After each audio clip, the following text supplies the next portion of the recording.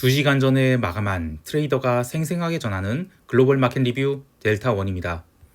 우리 증시는 옵션 만기를 맞이하여 초반에는 눌림이 있었지만 바로 상승 전환에 성공하면서 종가 고가로 마감했습니다. 미국 증시 또한 변동성을 16포인트대까지 누르면서 상승 마감했는데요. 나스닥만큼은 장 초반 30분 동안 강한 하락이 나왔으나 나머지 시간 동안은 눌림을 대부분 만회하는 웬만해서는 하락 같은 것은 없다라는 것을 보여줬습니다. 사흘 연속 이어지고 있는 변동성 매수자들이 손절매, 이제 금요일 하루 앞두고 있는 시장에서 시장이 어떻게 움직일지 대응 전략과 함께 이야기해봅니다. 먼저 아시아 세션 리뷰 시작할게요. 우리 증시는 강보합 출발 후 처음 10분간은 현물과 선물이 외국인 매도가 나오면서 425선에서의 주도권을 갖고 흔들기가 있었습니다. 근데 이제 오전장에서 425선이 지지선이 여러 차례 확인되자 외국인들이 현물 매수가 본격적으로 유입되면서 지수를 끌어올렸고요. 결국 현물은 장 마감을 종가 고가로 마감하게 되었습니다. 전일 시황에서 오늘의 싸움은 425 콜옵션 결제 여부에 따라 달려있다 이렇게 봤는데 평균 발행 단가를 얼마나 훼손시킬 것인가 요걸 주목해야 되죠. 콜옵션 425의 최종 거래 가격이 2.59포인트를 기록했어요. 그런데 전일까지 평균 가격이 발행 평균 단가가 2.27포인트 정도였거든요.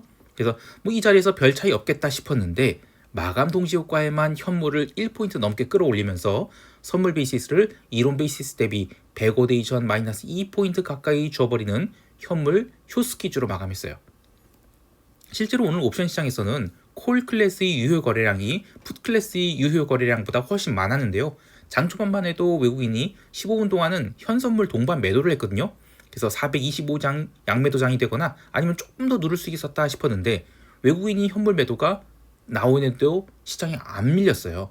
그래서 이제 외국인들은 오전 11시부터는 아예 하락 아니다 이렇게 보고 순매수로 전환했죠.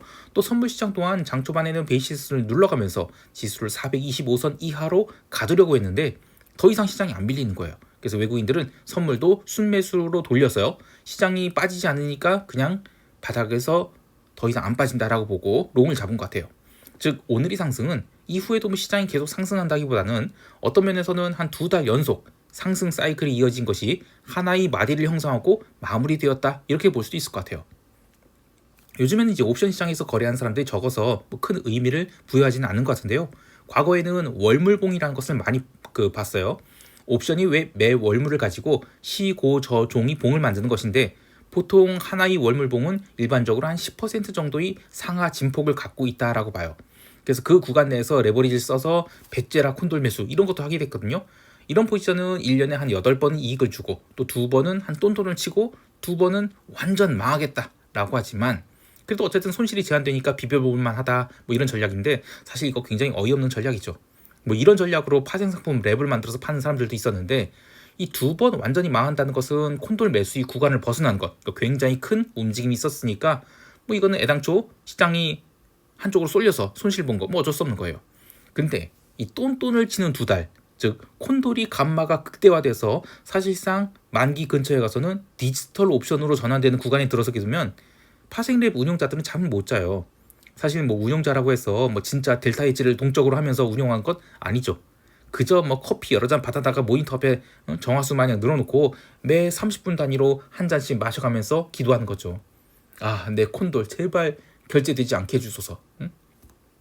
어제 같은 경우가 그랬을 것 같아요. 마켓메이커들이 이번 7월물 옵션에 대해서 상단 배리어 425포인트를 계속 유지하는 가운데 하단 배리어는 계속 올리면서 미친듯이 풋옵션 매도를 늘려왔거든요. 그래서 이건 좀 위험하다 싶을 정도로 하단 배리어를 올려서 수요일에는 415포인트까지 올렸거든요. 목요일에 또 시가부터 개인들이 양매수를 잔뜩 하니까 이 초반 15분 눌릴 때 콜옵션 이거 결제 안 되겠구나 이런 생각을 했던 것 같아요. 근데 지수가 안 내려갔단 말이에요. 그래서 결국에 마켓메이커들은 그 콜매도 425 이거를 환매하기보다는 그냥 풋옵션이 하단 배리어를 420까지 1시간 단위로 꾸준히 롤링업업 하면서 오후장에는 425 스트레들 매도를 하자 이렇게 전략을 바꾼 것 같습니다. 그래서 선물이 장중 흐름을 보면 외국인들은 매수와 매도를 번갈아가면서 시장이 상승과 하락을 틀어막았습니다. 그런데 시장은 오후에도 좀처럼 빠지지 않았어요. 오후 1시 30분 이후 콜옵션 425의 평균 발행 단가가 세타를 감안하고도 이제 넘어가기 시작했거든요.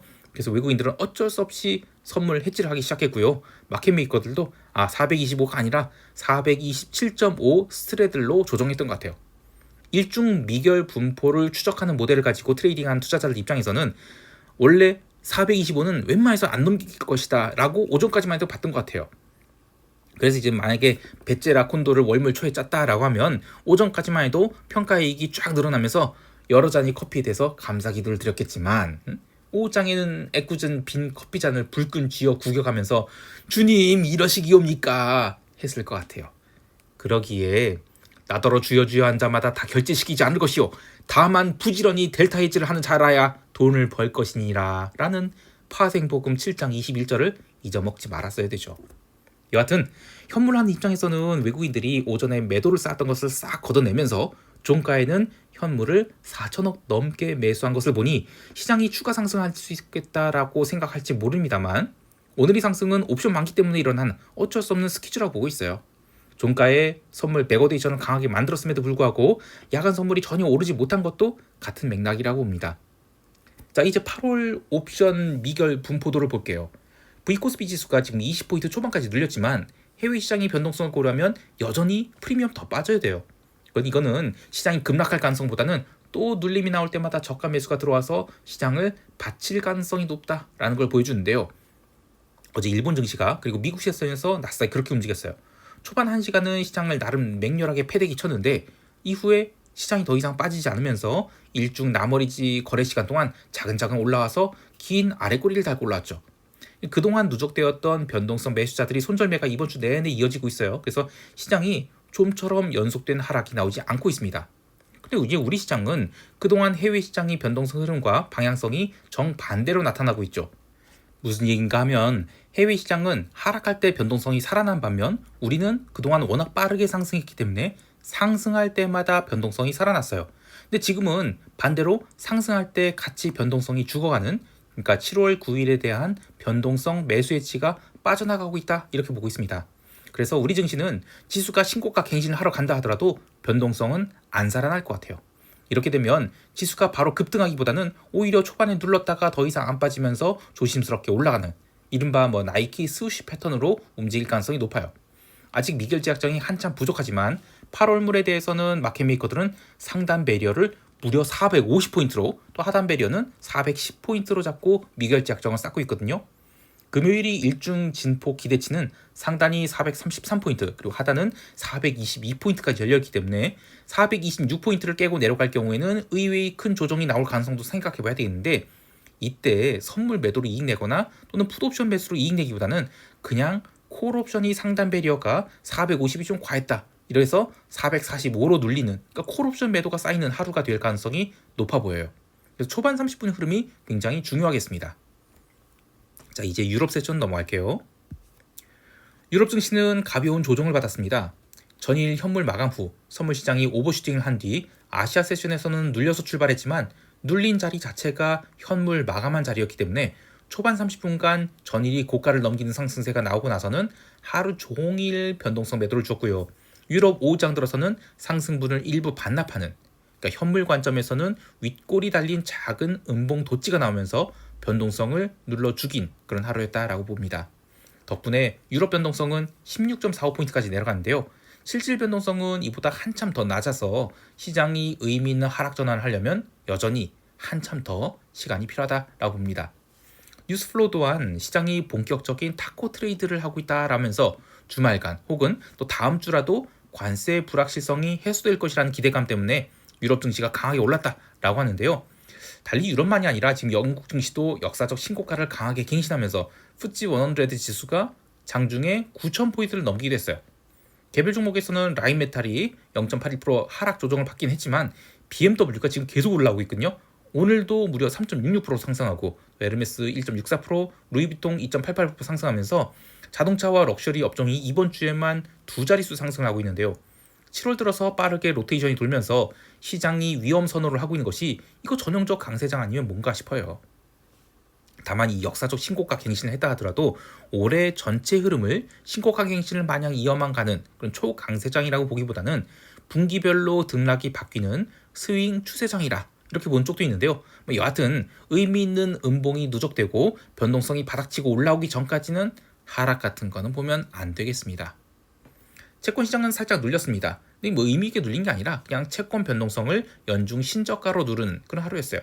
드디어 채권 변동성인 무브 인덱스가 81.58포인트로 연중 신저가를 갱신했습니다. 글로벌 자산 변동성이 고르게 내려가고 있는, 그러니까 해지가 풀리고 있는 현상들이 이어지고 있는데요. 근데 이제 유럽 채권은 오늘도 눌림 나오면서 주중 저가를 깨버렸거든요. 이번에 미국에서 그 오빠 법안이 통과되면서 결국 채권 발행 자체는 더 늘어나겠지만 이것을 미국은 크립토 시장이 받아주니까 미국 국채의 눌림을 막을 수 있다. 이렇게 보는 시각이 유로존 채권 대비 미 국채의 상대적 강세를 유지하고 있는 것 같아요. 근데 하지만 아직까지는 의미 있는 눌림 안 나오고 있고요. 그저 그냥 채권 변동성 계속 눌리고 있다 이렇게 봅니다. 근데 이제 자산 시장 변동성이 이런 식으로 계속 줄어든다 그러면 일중 거래하는 입장이라면 참 먹을 게 없다 싶습니다. 통화 시장에서는 의외로 오지 달러가 강하게 올랐습니다. 전반적인 비달러 바스켓의 움직임은 선진 통화와 원자재 통화가 엇갈렸다라고 볼 수 있는데요. 아시아 세션에서 아시아 세션 그리고 유럽 세션에서 비달러 바스켓이 눌리기 시작해서 유럽 세션 오후장에 유로화 중심으로 꽤 강한 하락이 나왔거든요. 그 미국 신규 실업 선정 건수 22만 7천 건, 이거 컨센서스보다 조금 작게 나오면서 비달러 약세는 이후 2시간 동안 더 이어졌어요. 그런데 미국 세션 개장 1시간 뒤 유로화나 파운드화는 더 이상의 하락을 멈추고 조심스럽게 반등하기 시작했고요. 오지달러는 아예 조정 같은 거 없이 강력한 상승을 해서 이번 주 주봉을 강한 양봉으로 마감했습니다. 이번 주에 그 RBA가 금리 인하를 할 것을 기대했던 투자자들이 많았기 때문에 의외의 금리 동결을 하니까 오지달러에 쌓였던 숏이 조금씩 손절되면서 오늘이 스퀴즈를 만들었다 이렇게 얘기를 하고 있습니다. 상품 시장에서는 기름이 마이너스 2% 넘는 급락을 하면서 주봉을 꺾어버렸어요. 근데 재밌게도 이 하락으로 기름 변동성인 OPX 인덱스가 5월 이후 기록한 변동성 저점을 깨버렸습니다. 자, 이렇게 되면 기름 시장은 다시 65불에서 55불 박스권으로 들어간다는 것을 예고하는 것인데, 오늘 이 유가 하락 요인에 대해서는 오펙 플러스가 10월부터 추가 증산을 중단하다 이런 방안을 논의하고 있다는 소식 때문에 내려갔다고 해요. 그런데 이번 주에만 그 홍해에서 후티 반군이 화물선을 2척 연속 침몰시켰거든요. 한 번은 드론으로 RPG인가요? 아무튼 그리고 한 번은 또 탄도미사일로요. 여하튼 그런데도 유가는 더 이상 오르지 못하고 작은 뉴스에도 오히려 내려가고 있는 것을 보면 트럼프의 관세 부과에 대해서 위험 자산들이 지나치게 좀 안일한 움직임 보이는 게 아닌가 싶어요. 이런 흐름은 지금 글로벌 자산 변동성이 전체가 다 내려가고 있기 때문에 그렇다 치지만 이번 주에도 유가가 이렇게 윗골이 단다? 그러면 과연 금요일날 더 내려갈 수 있을까? 의문입니다. 오히려 이렇게 2주 연속 유가가 윗골이 주봉을 만들면 양쪽으로 더 열려 있을 것 같아요. 콜옵션도 충분히 눌렸거든요.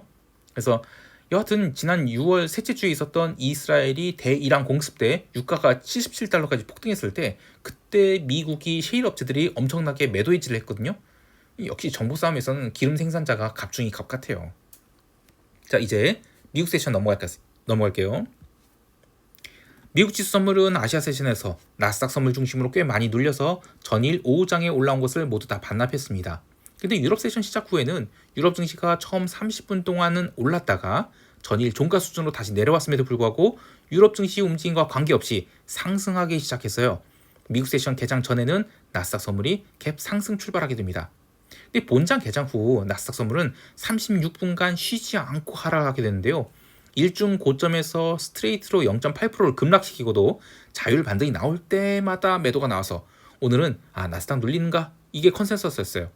반면 초반 30분이 나스닥 하락에도 불구하고 오늘은 굴뚝주가 강세를 보이면서 다우지수를 끌고 올라갔고요. 이런 흐름은 S&P 지수의 하락을 철저하게 틀어막는 이 변동성 매도가 원인이었다라고 보고 있습니다. 시장의 하락이 단단히 저지되자 이후 증시는 꾸역꾸역 상승하기 시작했고요. S&P 기준 6,320포인트 그리고 6,330포인트, 그러니까 역사적 고점 갱신을 계속 해나가기 시작했습니다. 지난 7월 3일 처음으로 고점에서 장대 양봉 만들고 이후 이틀간 음봉을 주었다가 다시 12평 타고 S&P 지수가 꾸역꾸역 올라서 지금 역사적 고점 갱신하고 있는데, 어떻게 보면 조정치고는 매우 빠르게 회복한 셈이죠. 그래서 금요일에도 시장이 하락하기보다는 저는 한 번 더 오버슈팅을 주지 않을까 싶습니다. 한편 변동성 선물은 16.83포인트까지 하락했는데요. 정말 오랜만에 16포인트 보네요. 전일 시황에서 다뤘듯이 작년이 변동성 저점이 14포인트 후반이었어요. 그리고 작년 8월 이후 시장이 변동성이 레벨업 되었고, 특히 트럼프 집권 이후에는 17포인트 위에서 움직이던 것이 이제 처음으로 16포인트대까지 내려왔거든요. 시장이 실질 변동성은 그보다 훨씬 낮은 한 자릿수 기록하고 있어요. 그만큼 변동성 매수 해지가 누적된 게 많았다라고 볼 수 있습니다. 다만 이 16포인트 후반이면 여기서 변동성을 얼마나 더 누릴 수 있을까 걱정되기도 해요. 여하튼 시장은 일중 조정을 준다 하더라도 변동성이 의미 있게 살아나기까지는 한참 더 시간이 필요하겠고요. 오히려 다음 주 만기주에도 시장이 버티게 된다? 그러면 한 번 더 오버액션을 주지 않을까 싶습니다. 개별 종목에서는 테슬라가 5% 가까이 반등을 했는데 로보택시 이슈로 상승했다고 해요. 그런데 저는 그보다는 그냥 인덱스 매수가 들어오는 상황에서 전일 눌렸던 종목 위주로 반등이 나온 게 그런 자연스러운 상승이다 이렇게 보고 있습니다. 그 외에도 오늘은 JP모건이나 골드만삭스 같은 은행주가 반등을 했는데 이것도 어제 글로벌 은행주, 특히 유럽 은행주가 초강세를 보였죠. 그런데 어제는 미국 은행주가 눌림이 있었어요. 그래서 오늘은 그동안 눌림이 있었던 그 은행주가 또 자율 반등했다 이렇게 보고 있습니다. 그 덕에 다우지수가 나스닥 대비 큰 상승했는데요. 그 외에도 코인베이스 오늘 5% 넘게 상승하면서 연중 신고가 갱신했죠. 상장 첫날 기록한 이 코인베이스가 400불인가 그때 기록했는데 그걸 계산하면 아직도 더 올라야 되지만 코로나 시절이 고점, 그리고 작년의 고점 모두 넘었었어요. 그래서 이 코인베이스 이렇게 강한 걸 보면 시장이 정말 유포리아 상태다 이런 생각이 들어요. 자, 이제 시장 총평하면서 대응 전략 이야기할게요. 우리 증시는 현물이 종가 고가로 마감했는데 옵션 시장에 대한 결제 수요로 인해서 종가의 현물 매수가 몰려서 나타난 현상이다 이렇게 보고 있습니다. 그러니까 미국 증시가 상승 마감했지만 우리 증시가 갭상승 출발하기보다는 강보합 출발하거나 오히려 출발 후 바로 눌림도 나올 수 있다라고 봐요. 근데 여전히 우리 시장이 높은 변동성 수준이 해소돼야 되기 때문에 지수를 종가 저가로 누르기보다는 처음 30분 동안 세게 움직였다가 이후에는 상승도 하락도 안 나오는 아주 지루한 장을 이어가면서 양 옵션 미결제 약정을 늘려갈 것으로 보고 있습니다. 마켓메이커들이 상단 배열을 무려 450포인트까지 열어놨는데 이 450포인트가 어느 정도냐면 종합주가 지수로 환산했을 때 3350포인트예요. 아무리 종가 고가를 마감했다고 하지만 현실적으로 갭상승시키고 또 달리는 거는 좀 부담스럽죠. 그보다는 지난 6월 26일 목요일 같은 흐름, 그러니까 갭상승시킨 뒤 장중에는 제법 누르지만 긴 아래꼬리 달면서 결국에는 변동성 매도를 주는 그런 흐름이 예상되는데요. 여하튼 이 8월물 첫 거래일에 지수를 얼마나 상승시킬지 보고자 해요. 특히 지수가 상승할 때 변동성이 함께 오르는지 아니면 글로벌 증시 흐름대로 변동성 매도가 나오면서 양 옵션을 눌러댈지를 보겠습니다. 해외 시장 또한 이번 주 마지막 거래일을 앞두고 추가 상승이 이어질 것으로 보고 있습니다. 다만 장중의 상승을 이어가기보다는 매우 어려운, 그러니까 일중 진폭도 적고 아주 지저분한 상승세가 나타날 것 같아요. 어제 시황에서도 얘기했지만 저변동성 장세에 들어섰기 때문에 그에 맞는 로직이 필요합니다. 그러니까 일중 진출입을 최소화하고요. 기대 수익도 낮추는, 그러니까 돈 벌기는 좀 계륵 같은 장이지만 좋은 날이 오겠지라는 희망을 갖고 장사가 안 되는 구간을 좀 버텨야 되겠습니다. 이른 여름 휴가 다녀오셔도 좋을 것 같아요. 한편 이 트럼프의 발언에 대해서 시장이 좀 과도하게 안일한 태도를 보이고 있는데 이른바 타코 매수세가 과연 언제까지 이어질지도 궁금합니다. 구리에 대한 관세 50%가 중국을 겨냥한 것이다 이런 말도 있는데요. 블러핑을 강하게 한 다음 결국 협상을 통해서 뭔가 얻어낸다 하더라도 사실 이런 충격들이 자잘하게 누적된다면 결국에는 인플레이션으로 연결되지 않겠냐 이런 이야기가 있어요. 사실 시장에 결코 좋은 소식 아니죠. 지금까지는 변동성 매수 해지가 손절되면서 이번 주 글로벌 안도랠리가 이어지고 있지만 다음 주까지 변동성을 가득 눌러놓는다? 그러면 시장은 실적 시즌에 꽤 큰 널뛰기를 할 수 있다라고 봅니다. 또 그러한 널뛰기가 또 추세를 이룰 것 같지는 않아요. 그러나 일중 매매자들에게는 상당히 피곤한 시장이 될 것 같습니다. 그래서 갭으로 상승하든 하락하든 장중에는 별로 트레이딩 할 게 없는 그런 장세가 될 것 같아요. 자, 마지막으로 시황이 스크립트를 일찍 보기를 원하시는 분들은 델타원 네이버에서 글로벌 검색하셔서 네이버 프리미엄 콘텐츠 가입하시거나 또 유튜브 멤버십 가입하시면 시황이 스크립트를 본장 개장하기 전에 받아보실 수 있습니다. 또는 텔레그램 채널로도 보내드리니까 많은 가입 바랍니다. 자, 오늘 하루도 성공 투자하시길 바라고요. 이상 델타원이었습니다. 감사합니다.